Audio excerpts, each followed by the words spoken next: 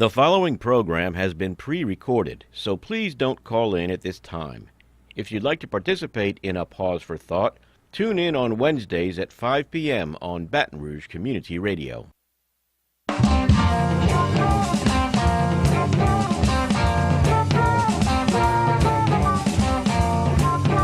Good evening, fellow humans. This is Wayne Parker with a Pause for Thought here on Baton Rouge Community Radio, 96.9 FM here in Baton Rouge. Well, we have a special guest tonight, but before I tell you the secret, the phone number is 343-9927, 343-9927 to call in and ask questions, make your comments, challenge us on our views or whatever. Anyway, my guest tonight is a native of Louisiana. She became involved in advocating for public education in 2012 when she joined with other parents to oppose the creation of a breakaway school district in East Baton Rouge Parish. We all know what that is.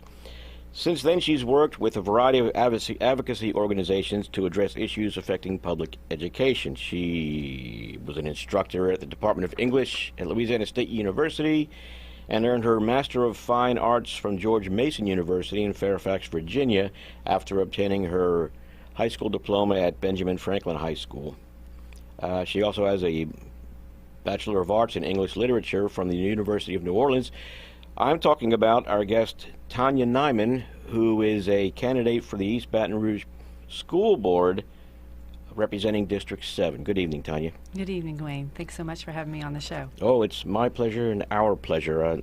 Like I tell everybody that, I've already learned a lot of stuff looking at your website, which is www.tanianyman.com, Tania with an I. Yes. And so I'm very interested in sharing what you have learned and why you're running and everything else with the listeners of the show. So why are you running for Baton Rouge District 7 School Board? So certainly my inclination to even get involved in education advocacy has to do with my wholehearted belief in the importance of public education. I'm a product of public schools, New Orleans public schools. Both of my children are enrolled in East Baton Rouge Parish public schools, and I've just always recognized how important it is to the health of our community and the health of our democracy. But then getting involved in advocacy work, what we all began to realize was the challenges our public schools were facing. Many people don't understand what has been going on in recent years in terms of the erosion of the very premise of public education. Okay, before we go further on that, I'd like to talk a little bit more about, I guess, your ideology, since today it's all about ideology, but you make the statement in your on your website about why you're running. You say that, I believe that we as a community have the responsibility to provide all children, regardless of race, socioeconomic background, or ability, with a quality education. Why is that important to everybody? I mean, there's a prevailing attitude out there all over the country, really, but just here in Baton Rouge is enough, where I shouldn't have to be taxed or worry about somebody else's kids. We should concentrate on our best, our most capable kids, our most talented, and let the rest shift for themselves or eat, scraps. Well, so certainly part of it has to do with, my understanding of, embracing the ideals set forth in the Declaration of Independence and our Constitution, right? Mm-hmm. And equal opportunity and justice for all, but also recognizing some of it has to do just with my faith in democracy. And I know that there's a lot of people are losing a bit of faith in democracy right now, but I do think we all recognize that if you want to have a healthy democracy, you have to have an educated citizenry. And that doesn't mean just job training. That means that we need everybody to have a better understanding of their rights, and also to be able to think critically and to challenge and to question. And so it goes into all of that. I think that democracy is, I guess, as it was Winston Churchill, right, who says, is the worst form of government except all the others, right. Something along those lines. And so I have to believe that the way in which the only way we're really going to achieve justice is through a democracy. And then if you're going to have a democracy, you better make sure that your population is educated so that they can make good choices. Exactly. I also have heard arguments that educating everyone is essential to have a healthy community. Yeah.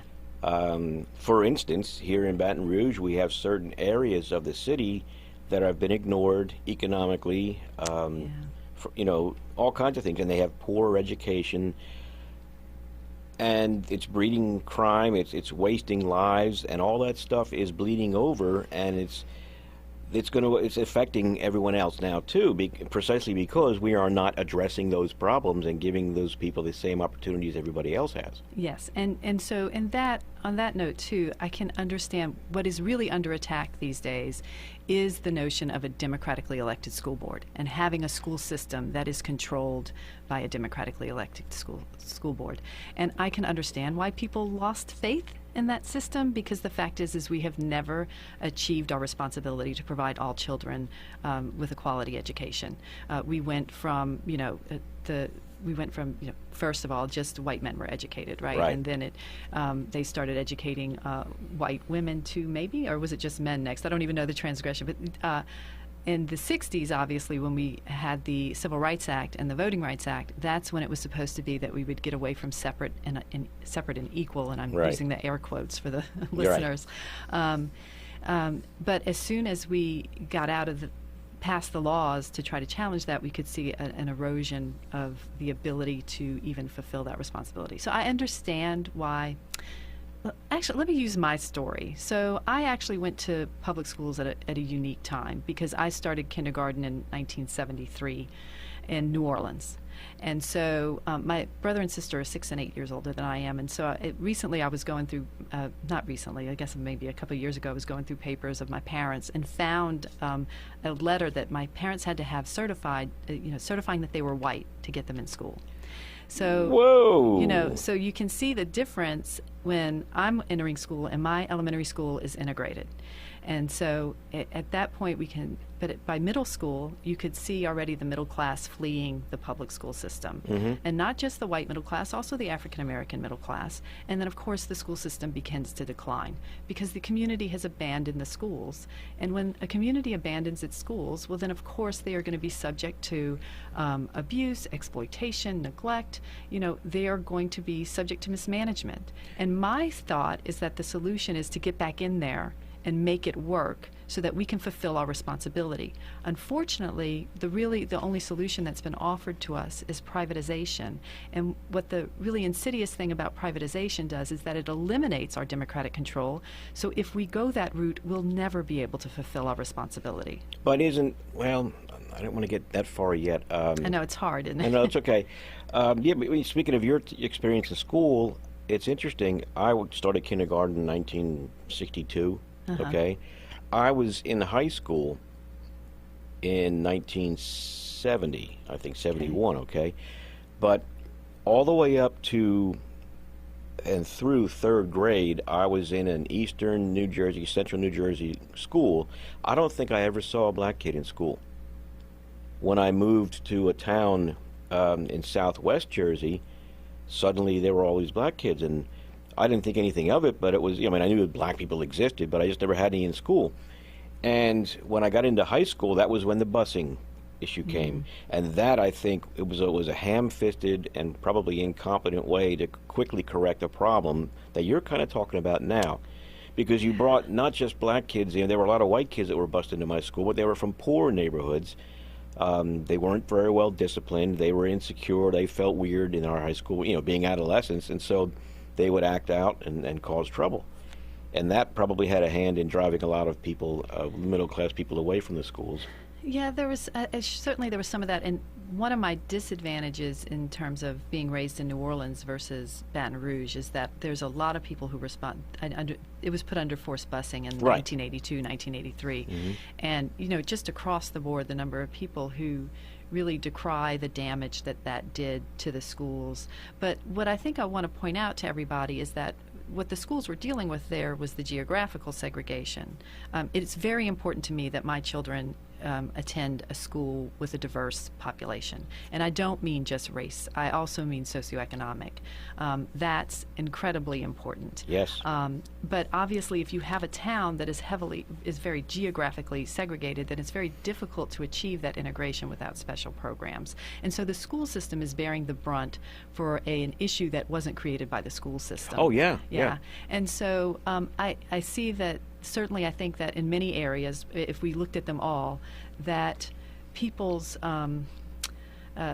discriminatory tendencies, their bigotries, are being used to undermine support for a public institution. Right, and what I have to notice too, in listening to a lot of the people who scream about welfare programs and immigrants and all that, none of these people knows a poor person. No, none of these people knows anybody that's been through those struggles, so they form their own conclusions, and that's what their reality is. But if they were to actually meet people who were struggling to survive, getting welfare, but still trying to work a job or two or three, they might understand that, hey, these people aren't lazy. I mean, I had this same experience too when I quit my promising career, and when I was 39 years old, I went to work as a sign electrician in a shop in Gulfport, Mississippi. I was working around all these young guys that would work all day in this awful heat, no air conditioning or anything, and then go work a second job at night at the casinos to support their families. These guys weren't lazy. Yeah, no, so that's also part of probably my appreciation for it, because my family history is white working class. So the only reason my father got to go to college was because he fought in World War II and got the GI Bill. Otherwise, he would have ended up working in the paper mill in, Pascagoula, Mississippi. To my maternal grandparents, my grandmother had an 8th grade education. My grandfather had a 4th grade education. He spent much of his life working in the shipyards in Pascagoula. He died of asbestos-related emphysema, right? So when I'm going to school in New Orleans, I'm attending as, I'd say that we had a finger in the middle class. It seemed like, it was sort of lower middle class. Right. We had 5 of us living in a 2-bedroom, 1-bath house. We did not own a car. We rode public service bus. I went to public schools. So for me, it was very valuable to be around children from a variety of income brackets, including middle and upper income bracket. It certainly informed my understanding of the world. But like you're pointing out, I think it was very important to my friends who are from upper income brackets to know somebody who was from working class, middle class background, because then they got to understand that I was, to respect the inherent dignity of all people, that we're all doing the best we can, and we have a variety of skills and talents and abilities, regardless of our class background, that a lot of our opportunities are shaped by the opportunities our parents can afford us. Right, and that's the advantage of a public education. But you mentioned earlier that the democracy, as far as our schools are concerned, is being eroded. Yes. What do you mean by that? I mean, you're running for election. That's democracy, isn't it? Yes, it is. But obviously, we need our elected officials, the people that we elect to represent us and to fulfill our hopes for the system. We need them to have the power to actually affect real change. Well, don't they? I mean, are you running even though you're not going to have the power? Well, a little bit, maybe. I'm running to so. The real threat right now is through the privatization movement, right? So you mean like charter schools and stuff? Yeah. So what happened, when I first got involved with the parents working against the breakaway school system, we, all of those parents, we all understood that, that it was going to do real harm to our existing system. And it was going to also cause a serious, it was going to resegregate our schools, and it wasn't really very fair because of the accountability system.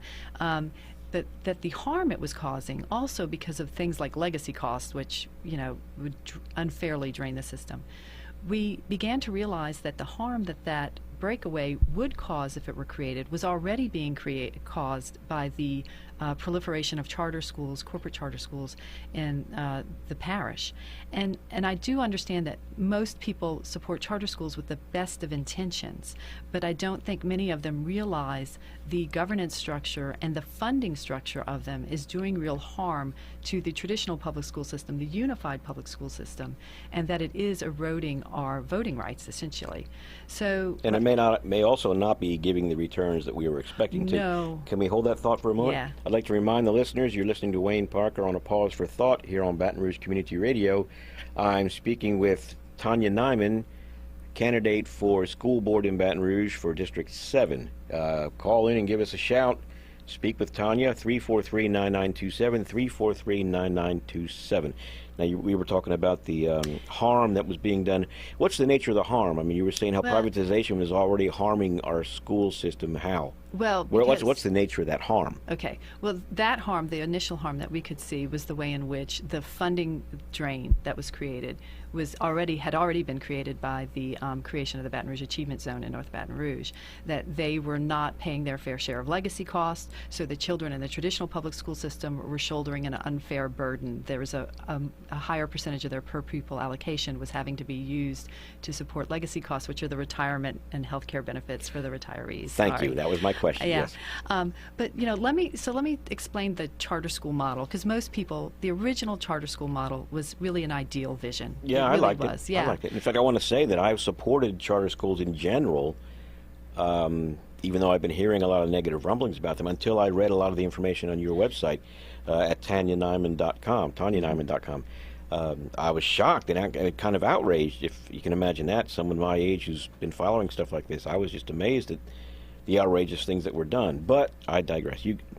So the original model is that parents and teachers would collaborate to design curriculum that could better meet the needs of students, and then they would implement it at their school, and if it worked, they could then bring it back to the unified public school system, and the school system could implement it in other schools so that more children could benefit. Great idea. Great idea. But what's happened is that financial interests have really hijacked that concept, and so what we have now is that a charter school is governed by a nonprofit board, and what people don't realize is that nonprofit board is appointed. It's not elected. And they're not even required to have parents or teachers on that board. Okay, well, back up. This board, it's over all of the charter schools? No, just each charter school has its own nonprofit board. And who picks that board? Well, I'm not really certain. I imagine they go around trying to ask people. Usually they have one person who's trying to start the nonprofit, and that nonprofit, that individual who becomes the principal/CEO, right, they are responsible for recruiting the initial board, but then ultimately that board will elect the next members. So it's self-replicating. Okay. But they run the whole show, though, right? No. So then the nonprofit board is required by law, for type 2s they are. I'm a little fuzzy on how type 1s work, but they typically have to hire a type 1 versus a type 2. What is a type 1 and type 2? A type 1 charter school is authorized by the local school system. A type 2 is authorized by the state. So, and that, we'll get into the authorization in a minute. Okay. So the nonprofit board has to hire a charter management organization. And the charter management organization, more often than not, is for-profit. And then they have business affiliates that they enter into contracts with. Because that is private companies as opposed to public companies, that means that that is not subject to the same transparency laws as the dealings that our public school system has to do. And so the voter no longer has any say-so or any oversight into the types of transactions they enter into. But these people are receiving our tax money, though, right? Yes, and actually the most insidious part is when you can look at the way in which they enter into capital lease agreements. So, for example, there's a South Baton Rouge charter school on Burbank Drive. There's a fancy new building out there, right, on Burbank. Many people will pass it. For those with children, go to it on the when they're heading out to the Burbank soccer complex. So that's a really good example of one, because what happens is that that charter school, that one does have a foundation. It has South Louisiana Charter Foundation, and it oversees, I think, just 2 charter schools now. But South Baton Rouge Charter Academy then is a nonprofit. But it has it has hired Charter Schools USA as its charter management organization. Charter Schools USA has a for-profit real estate affiliate, Red Apple Realty. So Red Apple Realty had its affiliate, Ryan Construction, buy the property and develop it, and then it bought the property in a lease back. But Charter Schools USA had South Baton Rouge Charter Academy enter into a lease agreement with Red Apple Realty. Okay. So, right. Long story short, our tax dollars are effectively paying for the construction of that building, but at the end of that lease agreement, the community won't own it. It will be owned by Red Apple Realty, which is, a Fortune 400. Sure, and they could always sell it for a profit. And I wonder how much slush cash is flowing back and forth in all of these companies that have affiliates and blah, blah, blah, it's shifting around and all. But get back to the is it type 1 and type 2? Type 1 and type 2. Okay. So this is an example of how we have kind of effectively lost control at the local level of determining whether charter schools should open or not in East Baton Rouge Parish. So when a charter wants to open, the nonprofit has to go to the local board first.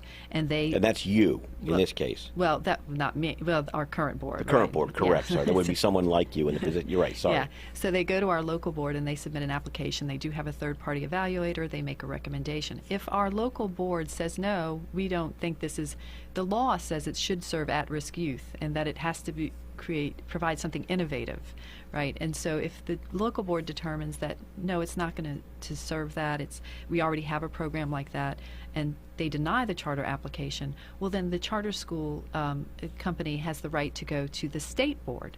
And the state board is very charter friendly, and so very often, more often than not, they approve the charter as a type 2 instead of a type 1, and it's able to open in our parish anyway. So why even have the local board evaluate these anyway, from what I could see? And so if you ask me, it does become the appearance. People will get into the debate of the advantage of whether it's better to have it under local or whether it's better to have it under the state. But at the end of the day, we're not effectively making the decision. The entity that really gets to decide whether a charter school opens in East Baton Rouge Parish is the charter school company. They know if they submit the application, then they're likely to get it approved. And so they're the ones that are actually holding the power. And so that's where I get into, it's really getting down to if this continues, what we're going to have is the appearance of a democratic process, but in fact the power is not really resting with the people we've elected to represent our right, interests. and we'll be paying for all of it, and in the end we won't even own the school building. Yeah, no, and that's what's really frightening is watching the ways in which there's no voter, the voters no longer have any control in their taxpayers, the tax dollars. And when it comes to the school buildings, it gets really frightening.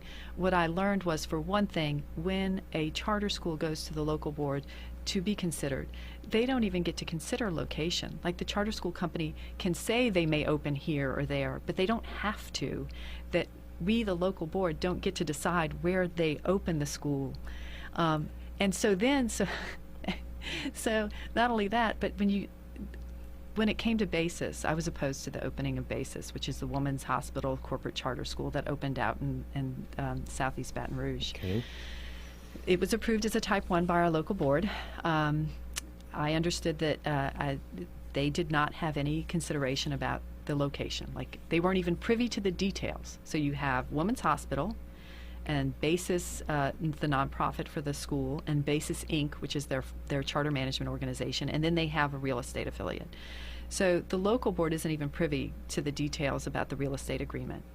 Women's Hospital has some kind of real estate agreement with them because they gave them the land, but they are not required by law to make their agreement public, and they're not even privy to the details between BASIS Inc. and their real estate affiliate. Even though they're all receiving taxpayer money. It is all our taxpayer dollars building that building out there, but we won't own it.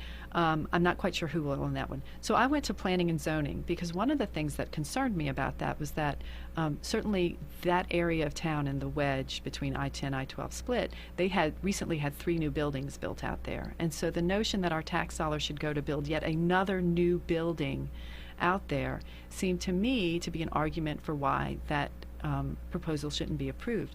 And when I met with representatives at the Planning and Zoning Commission, well, I learned that, in fact, they don't even have any say in that. The only criteria they get to use is, does it have the right number of parking spots? Is it, does it have the right size? Right. It's all about the building requirements, not about whether or not this is something that our community should spend its taxpayer dollars on. So there is no local oversight in terms of the people that get to decide where our tax dollars go to build buildings that we may or may not own is being controlled entirely by the national and multinational corporations that are building those buildings. Okay, in your experience, for however long you've been a parent and been concerned about the public school system, how much involvement is there by the parents of kids?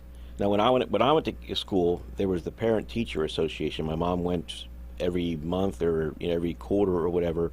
She'd be going out of the house in the evening to attend the parent, she'd meet with my teachers and all that, and they would talk about us, and ways to do things and whatnot. What is there that kind of that level of involvement now in our schools?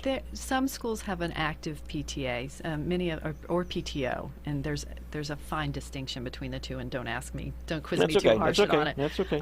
Many schools don't have an active PTO or PTA.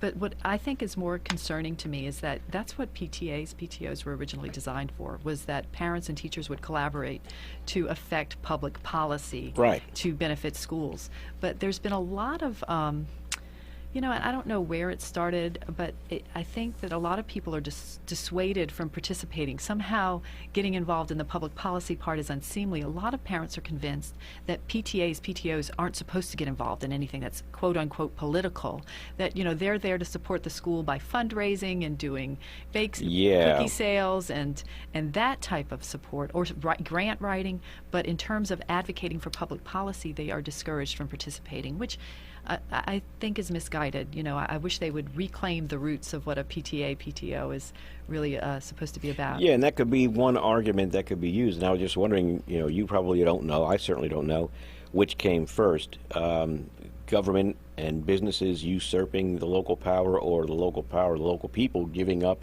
and, I don't know. But either way, without local control of our schools, and of course, if people don't believe they have any control, they're not going to do anything anyway. So it's a conundrum. I'm glad you're running for office to try to fix it. No, and I'll do my part, but I'm not going to, I mean, I don't know the things you know, so I'll do everything I can to help you. Speaking of which, to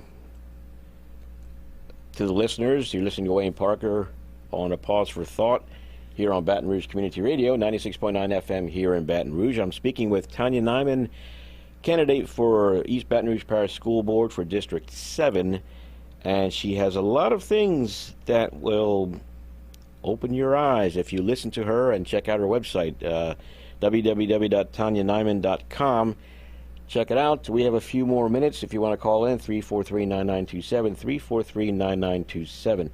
Tania, you mentioned one of your issues here is about protecting the teaching profession. How is all this affecting teachers? By which I mean the privatization in charter schools and whatnot. Well, so what charters are sort of presented as creating quality seats or quality choices, but in fact, charter schools are not required to have certified teachers. They're not required to participate in teachers' retirement system. And so what you see is that there's certainly a great disparity in the caliber of the teaching force that some charters have, but it also means it's eroding the professionalization of teaching, right? Because if you don't have to have certified teachers, what's really worrisome is, like, one of the charter school budgets that I looked at, they put down less than $2,000 towards teachers' retirement, which tells me that the teachers are making so little that they can't afford to put money into the 401k to draw down the match. And so they're not going to have any retirement at the end of the day, especially because Louisiana doesn't participate in well, if they're with a private company, maybe they are paying into Social Security. Probably, but, that's something to be concerned about. The other thing a lot of parents might want to be concerned about is that the high-stakes standardized test, which most parents just bemoan, that is all being driven by this accountability system that is stoking the privatization. It's totally arbitrary, it seems to me, which is kind of how the whole country is going, really. We need to be able to measure it somehow. But there are intangibles that aren't caught on Yeah, our accountability system is fundamentally flawed. It really is, and it needs to be looked at. We need multiple measures so that we can truly evaluate the quality of the education being offered. Right now, our accountability system really just tells us primarily about the education level of the parents of the child and their income background. Because you can see, if you look at our district performance scores, they correlate very closely with the concentration of poverty in individual school districts. Meaning that the poorer districts are doing as well. Failing, right? Right. And but in fact, you can walk into that school and see that they really are providing them with a quality education. It's just that they're not going to do well on standardized tests, and standardized tests have a long history of being culturally and racially discriminatory. So it's. I knew it when I trained operators at a power plant for several years.